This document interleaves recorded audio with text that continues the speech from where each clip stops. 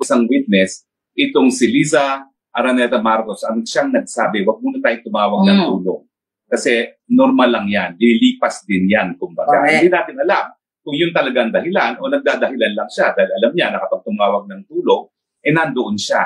At hindi po pwedeng i-deny na nandoon siya. No? So, yan po ang isang bagong indikasyon, no? Na meron na talagang witness na nagsabi na nandoon si Liza Araneta Marcos. So, wala nang kaduda-duda. Kasi doon sa nakuha ang police report, walang mga pangalan. No? Pangalawa, na siya ang nakapansin at nagsabi na magpahinga ka lang, diyan ka lang. At nung nagmukhahi na tumawag ng tulong, ang nagsabi na wag na muna ay si Liza Araneta Marcos. No?